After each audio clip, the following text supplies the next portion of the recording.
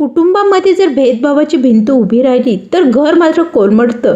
बऱ्याचदा मुलांना लग्नानंतर मुलगा बदलला असा आरोप केला जातो, पण लग्नानंतर मुलगा बदलत नाही. खरं तर घरच्यांच्या नजरेतून त्याचं घर बदलतं, कारण घरात सून येते आणि तिच्या घराची अवकात देखील तिच्यासोबत येते. एक कुटुंब त्याची ओळख आपण एका कथेमार्फत करणार आहोत, ज्या कुटुंबाने भेदभावामुळे स्वतःचं कुटुंब कसं उद्ध्वस्त करून घेतलं. मध्यमवर्गीय जोशी कुटुंब. आई सुमित्रा, वडील माधवराव, 2 मुलगे संदीप आणि निखिल. संदीपचं लग्न झालं प्रियासोबत, साध्या आणि गरीब घरातून आलेली मुलगी. काही वर्षांनी निखिलचं देखील लग्न झालं रिचासोबत. तिच्या मोठ्या घरची श्रीमंती, मोठ्या घरातून ती आलेली. घरात स्वागत दोघींचंही झालं, पण वागणूक मात्र वेगळी मिळाली. सूक्ष्म भेदभाव घरामध्ये दोघींमध्ये सुरू झाले. प्रियाला, तू साधी आहेस, तू गरीब घरातून आली आहेस, तुला खर्च करण्याची सवय नाही, तू खर्च जपून कर, तुझ्या माहेरून तू काहीही आलेलं नाही, हे तिला ऐकवलं जात होतं. रिचाला मात्र तुला काही कमी पडू नये म्हणून सतत प्रयत्न केले जात होते. तुझ्या आईबाबांनी तुझ्यावर किती छान संस्कार केलेत. सणासुदीला प्रियासाठी मात्र साधी साडी घेतली जायची आणि रिचासाठी मात्र महागडी सिल्क साडी घेतली जायची.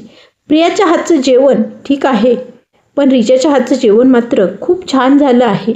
प्रियाच्या मनात हळूहळू एक प्रश्न उभा राहिला, मी या घरात सून आहे की नोकरानी?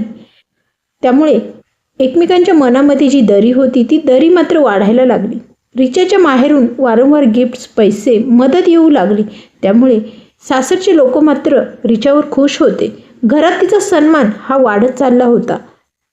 संदीप आणि प्रियामध्ये मात्र ताण सुरू झाले होते, कारण की तिला मिळणारी वागणूक ही खरं तर खूप अपमानास्पद होती. संदीप म्हणाला, थोडा ॲडजस्ट कर ना, आईचा स्वभावच तसा आहे. खरं तर आईचा स्वभाव तसा आहे आणि तू ॲडजस्ट कर, ही गोष्ट प्रत्येक सुनेला का बोलली जाते नवऱ्याकडून? हा एक अनुत्तरित असा प्रश्न आहे.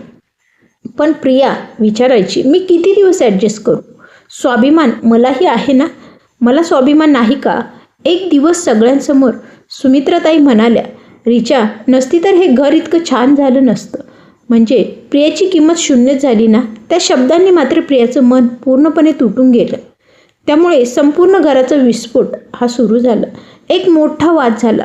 प्रियाने शांतपणे विचारलं, आई माझी चूक काय आहे? मी गरीब घरातून आले इतकंच ना, त्यात माझी चूक काय? घरात मात्र शांतता पसरली. रिचालाही अपराधी वाटू लागलं, कारण की तिला कधीच प्रियाला कमी लेखायचं नव्हतं. ती ज्या परिस्थितीतून आली त्या परिस्थितीनुसार ती वागत होती. पण भेदभावाची भिंत शेवटी आता खूप उंच झाली होती. शेवटी संदीप आणि प्रिया हे वेगळे राहायला निघून गेले, कारण की संसार तोडणं हे संदीपला मान्य नव्हतं. कुठेतरी प्रियावर अन्याय होतोय याची देखील जाणीव त्याला होती. त्यामुळे घर हे 2 भागात विभागलं. स्वाभिमानाने त्यांनी निर्णय घेतला. वादानंतर संदीप शांतपणे म्हणाला, आई आम्ही घर सोडतोय, रागाने नाही तर स्वाभिमानाने, कारण माझ्या बायकोला देखील, माझ्या पत्नीला देखील सन्मानाने वागणुकीची गरज आहे आणि तो सन्मान इथे तिला दिला जात नाही. प्रियाने शेवटचं वाक्य म्हटलं, मी गरीब घरातून आले आहे, पण गरीब विचार घेऊन नाही आले. दोघंही रिकाम्या हाताने घराबाहेर पडले. ना दागिने घेतले ना पैसे घेतले, फक्त स्वतःवर विश्वास होता, स्वतःच्या हिमतीवर करण्याचा.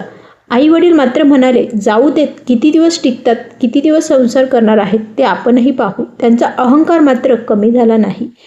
त्यातून झाला सुरू तो संघर्ष आणि यश. सुरुवातीचे दिवस त्या दोघांसाठी कठीण होते.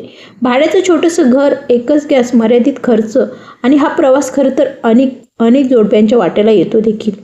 प्रियाने छोटासा होम बिझनेस सुरू केला. नोकरी, संदीप नोकरीसोबत रात्री पार्ट टाईम जॉबही करू लागला. रात्रंदिवस ते दोघेही कष्ट घेऊ लागले. हळूहळू त्यांचा व्यवसाय वाढू लागला. लोक प्रियाच्या प्रामाणिकपणावर विश्वास ठेवू लागले.